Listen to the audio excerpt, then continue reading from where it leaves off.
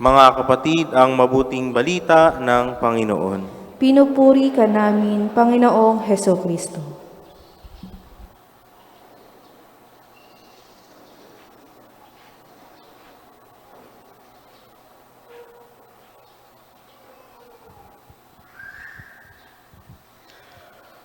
Mga kapatid, sa ating unang pagbasa ay nangyari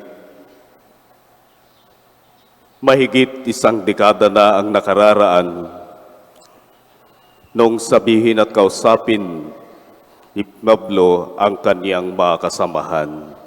Kung kaya't ito ang siyang nagsisilbing paalala muli sa kanila dahil marahil nakakalimot na sila sa pangyayari nung sa buhay ng kanilang pananampalataya at sa buhay ni Jesus. Dito ay pinapakita sa atin kung ano ang nagagawa ng isang tao na hindi naniniwala sa Diyos. Maari niyang saktan ang kanyang kapwa-tao, maari niya itong pahirapan, at higit sa lahat, pwede niya itong kitlin ang kanyang buhay. Katotohanan ito sapagkat ito'y nangyari sa ating Panginoong Hesus. Gayunpaman, sa kabila ng lahat kaliwat kanan kasamaan na ginagawa ng tao, ang Diyos ay patuloy sa kaniyang ginagawang pagliligtas. Ang Diyos ay hindi huminto sa kaniyang gawain upang sa gayoy ipakita ang tunay na kahulugan ng buhay. At ito'y makikita lamang natin kapag ang Diyos ay nasa sa atin. Sa pangalawang pagbasa ay pinapakita naman sa atin kung gaanong ang Diyos ang siyang tumubos sa ating mga kasalanan. At ang pagtubos na ito ay binigyang kahulugan sa kaniyang muling pagkabuhay. Sa kaniyang muling pagkabuhay, binigyan niya ng bagong kahulugan sa buhay ng isang tao, ang pagbabagong buhay. At ang pagbabagong buhay na ito ay siyang nagdala ng bagong pag-asa, hindi lamang sa bawat tao, kundi sa buong sanlibutan. Kaya dito mauunawaan na natin kung ano ang ipinapaabot sa ating mensahe ng ating Ebanghelyo. Ang ating Ebanghelyo ay isang tagpo kung saan ang mga alagad ng Panginoon ay napunta sa isang lugar at ayaw makihalubilo sa kanilang kapwa dahil sa labis-labis na takot. At dahil dito, dahilan sang Panginoon nung kasakasama pa nila ay kasama din niya ito sa mga lugar na pinupuntahan nila. Kung kaya't alam ng Diyos kung nasaan ang kaniyang mga alagad at pumunta siya roon. Bagamat ang iba'y nagdududa at hindi alam kung ang Panginoong Hesus nga ba ang dumating sapagkat sinabi nila baka ito'y isang multo.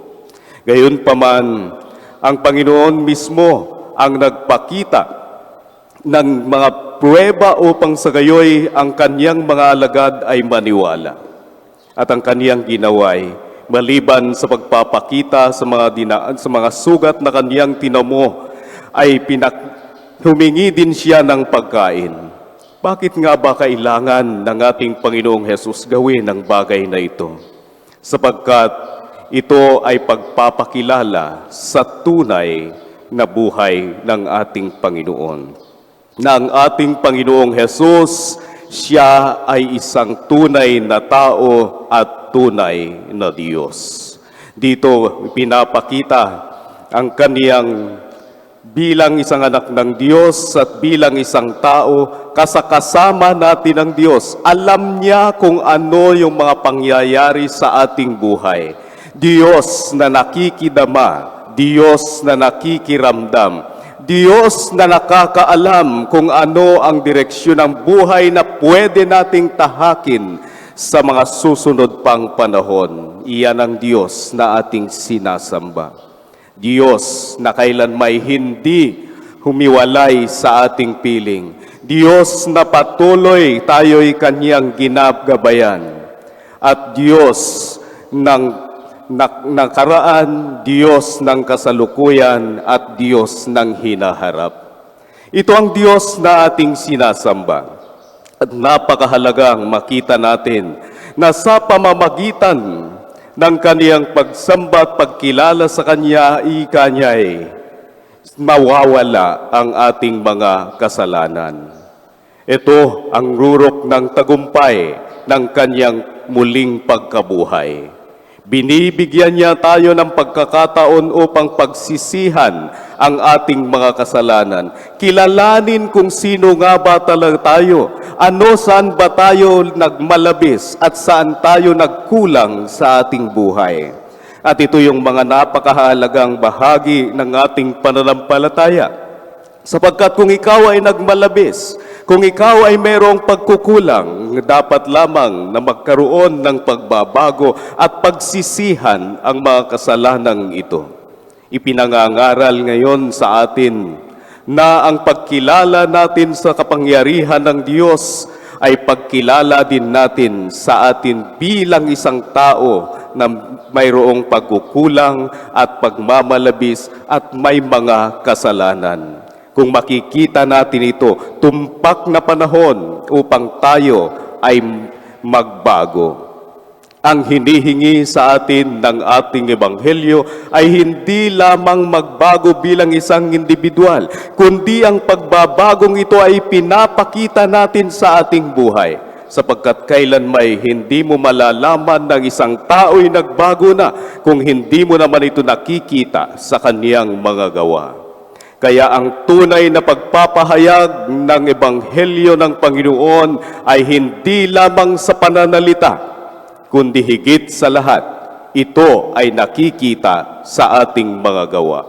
At hinihingi sa atin ng ating pagbasa na nawa magsisimula sa atin ang kabutihan at kagandahang loob ng Diyos. Ibabahagi natin ito sa kahit saang lugar man na ating mararating. Dahil ito ang muling pagkabuhay. Bubuhayin natin ang ating pananampalataya sa pamamagitan ng pagbabahagi nito sa ating kapwa. Dahil kung mananatili lamang sa atin, darating ang panahon na tayo'y mawawala sa mundo. Kasabay ng pananampalatayang iyon ang pagdahong ng kasaysayan. Ngunit kung ikaw ay handang ibahagi ang iyong pananampalataya sa iyong kapwa, kailanmay hindi ito mawawala, bagkus ito ay yayabong lalakas at dadami pa. Ito ang hinihiling sa atin ng ating Panginoon sa Ebanghelyong ito. Sa mga tagpong ito ng ating mga pagbasa, ipinapaabot sa atin ang mensahe ng Diyos ng kasaysayan ay patuloy na makikibahagi sa ating buhay sa kasalukuyan at maging sa buhay natin sa hinaharap.